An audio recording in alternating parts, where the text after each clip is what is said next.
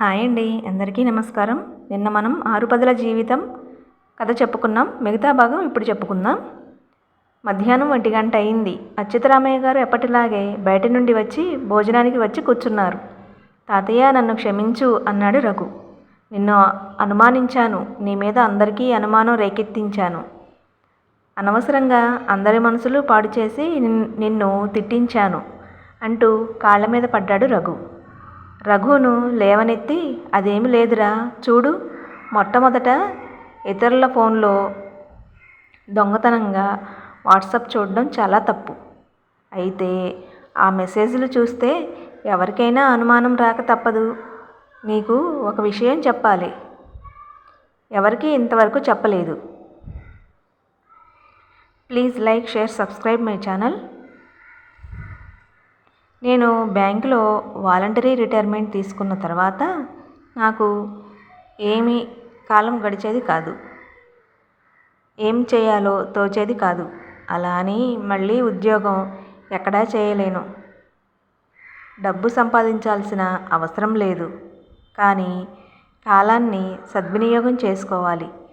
ఎలాగైనా ఆలోచిస్తూ కూర్చుంటే ఒకరోజు పేపర్లో ఒక ప్రకటన చూశాను. అది ఒక బాగా ధనవంతులు, పెద్ద ఉద్యోగస్తులు ఇచ్చిన ప్రకటన.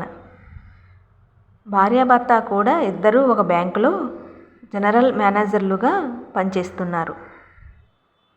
పొద్దున లేస్తే వాళ్ళు బ్యాంకు కార్యకలాపాల్లో మునిగి తేలుతుంటారు. వాళ్లకు ఒక అబ్బాయి. పాపం చిన్నప్పుడే పోలియో వచ్చి వీల్ చైర్లోనే కాలక్షేపం చేస్తుంటాడు. తల్లికి తండ్రికి అబ్బాయిని పట్టించుకునే తీరిక కానీ సమయం కానీ లేవు. ఉదయం 9 గంటలకు ఇంట్లో నుంచి వెళ్ళిపోయిన వాళ్ళు రాత్రి ఎప్పుడో కొంపకు చేరుతారు.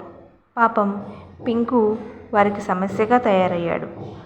కదల్లేని పరిస్థితి. సొంత మనుషులు ఎవరూ ఇంటిలో ఉండని పరిస్థితి. చూసుకోవడానికి పనివాళ్ళు చాలామంది ఉన్నారు. స్కూలుకు వెళ్ళలేడు. 10వ తరగతి ప్రైవేటుగా చదువుతున్నాడు.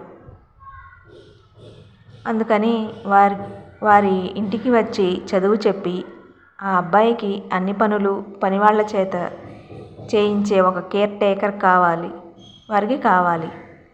జీతం కోరినంత ఇస్తామని కాస్త కరుణ, జాలి, దయ ఉన్నవాళ్ళు, సేవ అంటే ఇష్టం ఉన్నవాళ్ళు, చదువు చెప్పగల స్తోమత ఉన్నవాళ్ళు కావాలంటూ ప్రకటన ఇచ్చారు.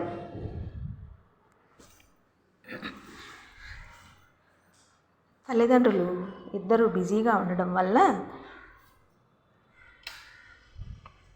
ఇంట్లో ఆ పిల్లవాడితో మాట్లాడేవాళ్ళు ఎవరూ లేరు. పనివాళ్ళు ఎక్కడో మూల కూర్చొని టీవీ చూస్తూ ఉంటారు. పిలిస్తేనే వస్తారు. మనసుతో మాట్లాడేవాళ్ళు ఎవరూ లేరు. Please like, share, subscribe my channel. ఈ స్టోరీ మీకు నచ్చినట్టయితే ఒక లైక్ అనేది ఇవ్వగలరు. మీకు ఏదైనా స్టోరీ కావాలంటే కామెంట్స్లో చెప్పగలరు. అమ్మా నాన్నల దగ్గర ఆ ప్రేమ, ఆప్యాయత, అభిమానం దొరకలేదు. పిల్లవాడు పరిస్థితి చూసి ఒకసారి హాస్టల్లో జాయిన్ చేశారు. అబ్బాయికి అక్కడ వాతావరణం నచ్చక, తిండి నచ్చక నెల రోజుల పాటు జ్వరం వచ్చింది. అందుకే ఇటువంటి నిర్ణయం తీసుకున్నారు. నీకు తెలుసుగా నాకు సేవ అంటే ఇష్టమని. అబ్బాయిని చూడగానే నాకు చాలా జాలి అనిపించింది. విధి చాలా విచిత్రమైనది. మామూలుగా ఉంటే ఈ పాటికి కాలేజీలో చదువుతూ ఉండాలి. ఇది ఒక ఛాలెంజ్గా ఈ బాధ్యత తీసుకున్నాను అంటూ చెప్పుకుంటూ పోతున్నాడు అచ్యుతరామయ్య గారు. వారానికి ఒకసారి పార్కుకు తీసుకువెళ్తుంటాను. మరొక వారం గుడికి తీసుకెళ్తుంటాను. కొంతసేపు టీవీ చూస్తాం. కొంతసేపు చదువుకుంటాం. ABCDల దగ్గర నుంచి తెలుగు అక్షరాల దగ్గర నుంచి నేర్పించడం మొదలుపెట్టి ఇలా ఆ అబ్బాయి నాకు బాగా దగ్గరయ్యాడు అంటూ చెప్పుకొచ్చారు అచ్యుతరామయ్య గారు.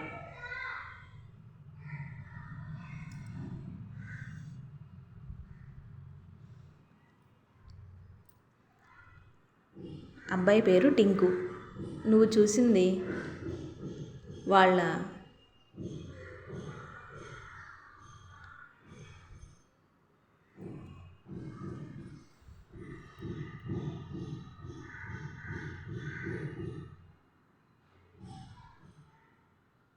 Please like, share, subscribe. వాళ్ళ అమ్మగారి ఫోటో. ఒకసారి నేను పనిలో చేరిన మొదటి నెల ఆఖరున వాళ్ళ నాన్నగారు కవరు నిండుగా నోట్లు పెట్టి టేబుల్ మీద పెట్టారు. నేను తిరిగి వారి చేతిలో పెట్టి 2 చేతులు ఎత్తి దండం పెట్టాను.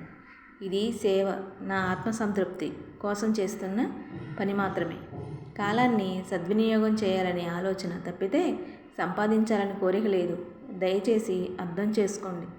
మీ అబ్బాయి ఉన్నత స్థితికి వచ్చేంత వరకు నా ఆరోగ్యం బాగుంటే నేను కృషి చేస్తూనే ఉంటాను. ఒక సాధారణ పిల్లవాడిని వృద్ధిలోకి తీసుకురావడం అనేది పెద్ద కష్టమైన పని కాదు.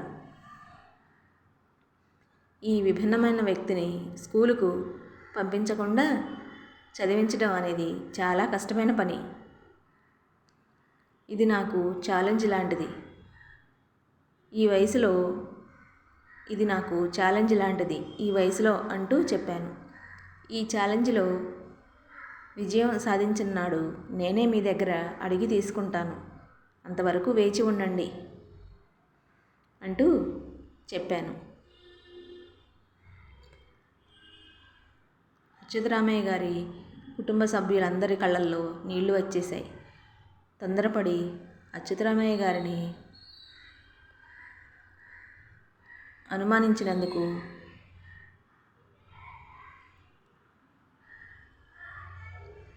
ఈ వయసులో అలాంటి సాహసోపేతమైన నిర్ణయం తీసుకున్నందుకు మేము చాలా గర్వపడుతున్నాం అంటూ పెద్ద కోడలు శాంత కాళ్లకు నమస్కారం చేసింది.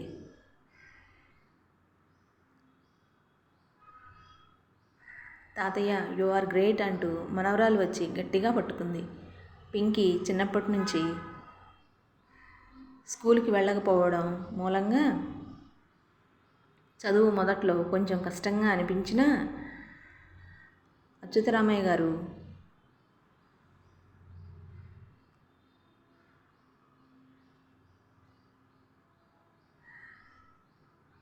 ప్రత్యేక శ్రద్ధ చూపించి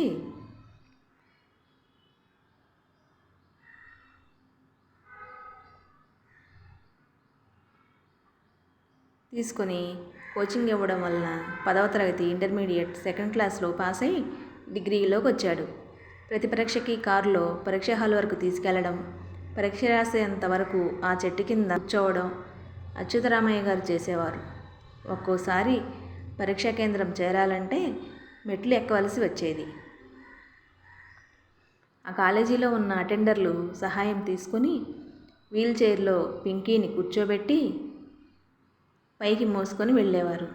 ఇలాంటి కష్టాలన్నీ పడి మొత్తానికి పింకీ డిగ్రీ 2nd క్లాస్లో పాస్ అయ్యాడు. తాతయ్య దినచర్యలో మార్పు లేదు. పింకీకి బ్యాంకులో ప్రొఫెషనల్ ఆఫీసర్గా ఉద్యోగం వచ్చింది. తాతయ్య మధ్యాహ్నం ఇంటికి తిరిగి వస్తూ యాక్సిడెంట్లో లారీ గుద్ది చనిపోయాడు. అలా 1 సంవత్సర కాలం గడిచింది. పింకీ తల్లి తండ్రి ఒకసారి ఇన్విటేషన్ ఇవ్వడానికి వచ్చారు. తెరిచి చూస్తే ఆశ్చర్యం. తాతయ్యకి గుడి. ఆయన దేవుడే మా దృష్టిలో. ఇది పింకీ కోరిక. పింకీ ఏది కోరితే అది చేస్తాం అంటూ ఆ తల్లిదండ్రులు కన్నీళ్లు పెట్టుకున్నారు. బతికితే తాతయ్యలా బ్రతకాలి అంటూ మనవరాలు మనవడు ప్రతిరోజు ఆ గుడికి వెళ్ళడం అలవాటు చేసుకున్నారు. ఒక మనిషి తన నిజ జీవితంలో చేసే పని వల్ల ప్రతి ఒక్కరి గుండెల్లో ఎప్పటికీ సజీవంగా ఉంటాడనేది ఒక నగ్న సత్యం. అచ్యుతరామయ్యగా రిటైర్మెంట్ జీవితం అందరికీ ఆదర్శంగా ముగిసింది. Please like, share, subscribe my channel. ఈ ఆడియో స్టోరీ మీకు నచ్చినట్టయితే ఒక లైక్ అనేది ఇవ్వండి. Thank you.